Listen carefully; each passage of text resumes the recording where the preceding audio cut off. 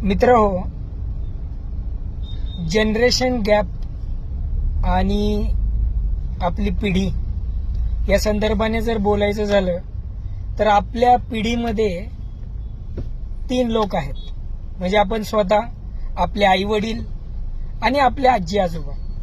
तर या जनरेशन गॅपच्या दृष्टिकोनातून जर सांगायचं झालं तर आपण AIच्या किंवा तंत्रज्ञानाच्या या सगळ्या काळात वावरतोय. आपल्या आई वडिलांनी जो काळ बघितला त्यामध्ये नुकतंच आपण एका विकसनशील दृष्टीने पाऊल टाकत होतो.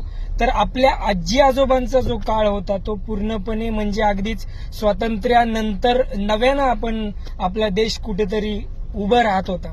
तर या सगळ्यांमध्ये त्यांची असलेली संस्कृती वेगळी आहे, त्यांचे संस्कार वेगळे आहेत आणि शैक्षणिक दारं ज्या वेळेस उभी झाली, खुली झाली, त्याची वाट वेगळी आहे.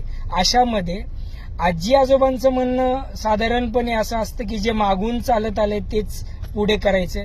तर आपल्या आई वडिलांना आपला मुलगा हा यशस्वी झाला पाहिजे, पुढे कुठेतरी गेला पाहिजे असं वाटतं. परंतु त्यांना आई वडिलांची जे काही जुनी रीती रिवाज, रूढी परंपरा आहेत त्यांना दुखवायचं सुद्धा नसतं.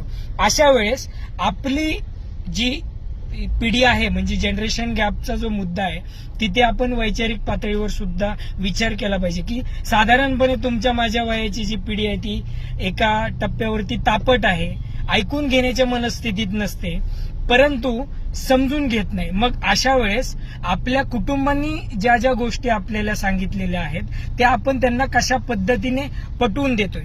आपल्या आईसोबत, आपल्या वडिलांसोबत, आपल्या घरच्यांसोबत मैत्री आहे की नाही, किंवा आपण काही त्यांना बोलण्याची हिंमतच करत नाही. हा जनरेशन गॅपचा मुद्दा आहे. आपण आपल्या घरातले आजोबा असतील तर ते आपल्या घरातले मोठे आहेत, नक्की आहेत, 100%.